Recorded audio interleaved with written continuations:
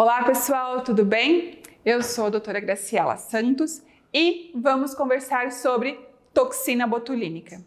Nas nossas aulas de toxina botulínica nós vamos ter a anatomia, mecanismos de ação da toxina, materiais de utilização para reconstituição e para aplicação. Vamos conversar também sobre nossos protocolos fotográficos, como começar os nossos procedimentos, o que pode acontecer pós-aplicação da nossa toxina, intercorrências, indicações e contraindicações. Para início das aulas, nosso primeiro módulo, nós vamos falar sobre anatomia para toxina botulínica.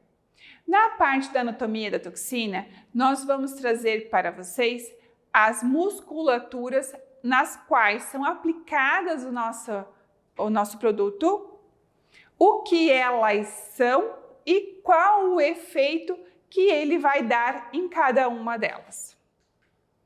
Começando pela glabela. A glabela é um conjunto de duas musculaturas, prócero e corrugador.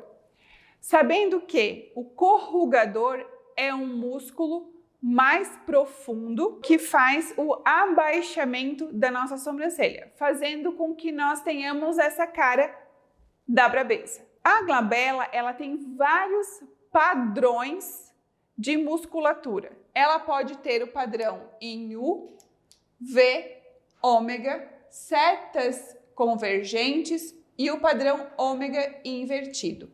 Em cada um desses padrões, nós trabalhamos com marcações diferentes para a nossa toxina botulínica.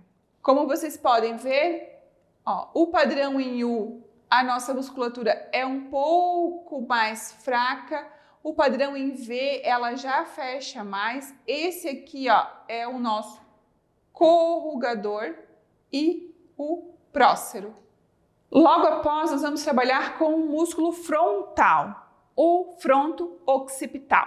O nosso músculo fronto-occipital, nós vamos trabalhar na parte frontal dele com a aplicação de toxina botulínica. O músculo frontal, ele também tem variações anatômicas. As rugas, elas podem vir do centro até a parte mais posterior, mais distal da nossa face, ou elas podem ter padrões onde o músculo ele fica sem a parte central, fazendo a ruga, ou ele pode ter uma ruga menos estendida e com menor quantidade de ondulações, porque o nosso músculo frontal ele é mais centralizado.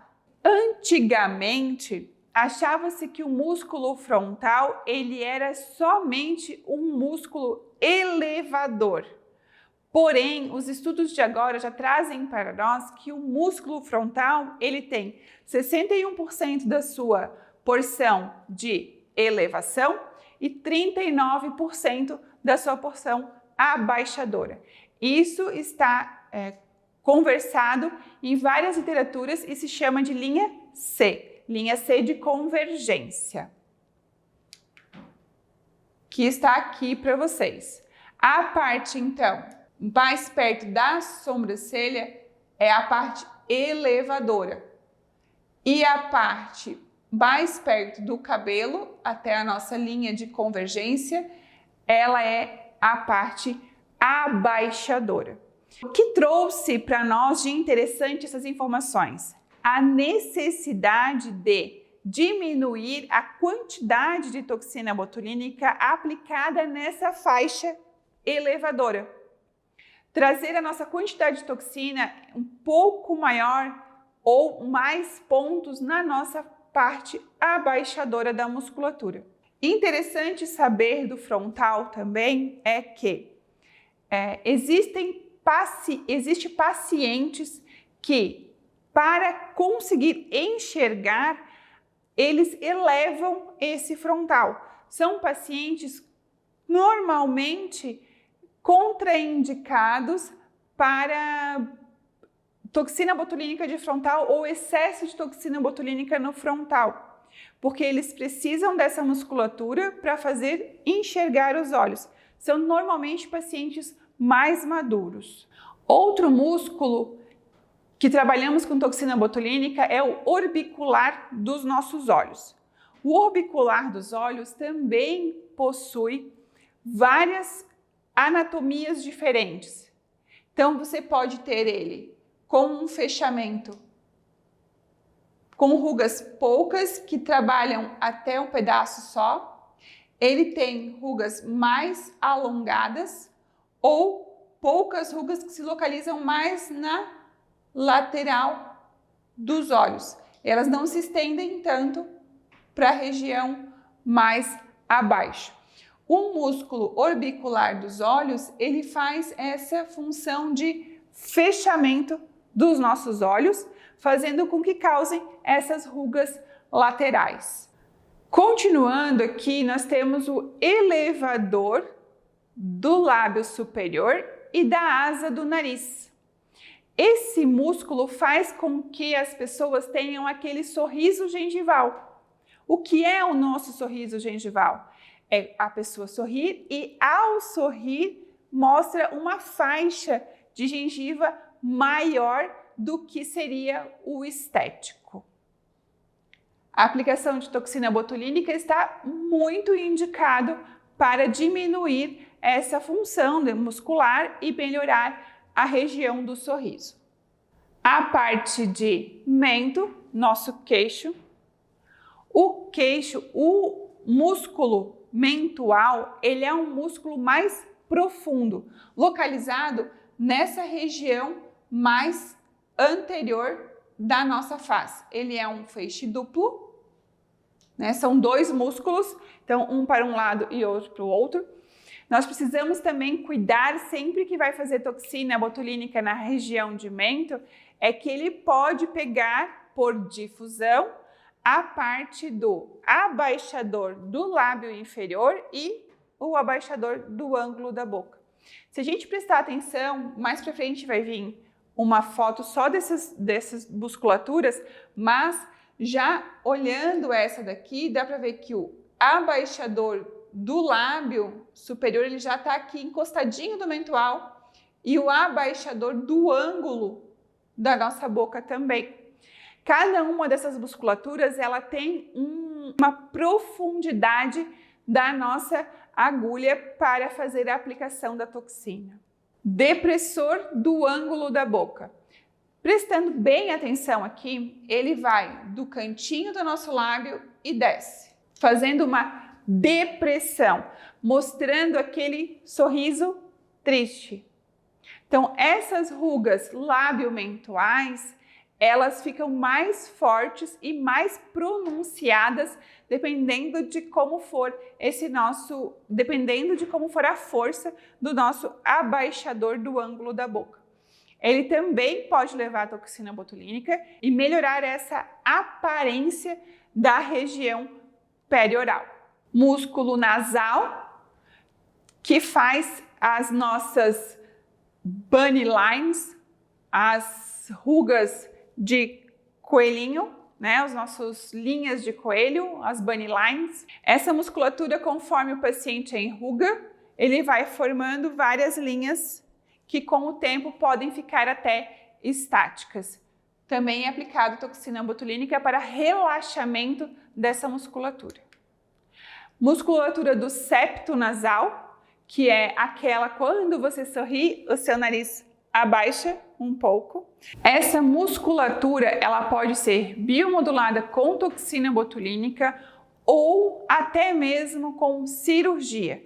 Uma cirurgia intrabucal que se rompe essa parte dessa musculatura do septo nasal, fazendo com que o nariz não abaixe mais ao sorrir. Platisma. A musculatura do platisma, ela é uma das nossas maiores abaixadoras. É o músculo que mais deprime a nossa face. Ela é dividida em bandas platismais medial e anterior. faz toxina botulínica em todas as bandas, tanto na medial quanto na anterior. Se vocês prestarem atenção, às vezes, das pessoas de academia, quando elas fazem força em excesso, normalmente eles estão com o pescoço assim, mais saltado. Essas linhas que formam aqui são linhas do nosso músculo platisma. E a seta já mostra pra gente que ele é um abaixador. É um músculo abaixador de toda a nossa face, é o que traz a nossa face para baixo. Agora a gente vai falar de uma parte que eu gosto muito, é uma parte super interessante, que são os nossos músculos da mastigação. Nos músculos da mastigação nós temos masseter e temporal. São músculos que têm uma hiperfunção dependendo de como o paciente se comporta. Se o paciente tem bruxismo ou apertamento diurno ou noturno, ele faz uma hiperfunção dessas musculaturas. Elas também podem ser relaxadas com toxina botulínica. Essa toxina vai trazer para o paciente mais conforto e melhora dessa sensação de dor ao mastigar, de cansaço, dores de cabeça também ajudam bastante.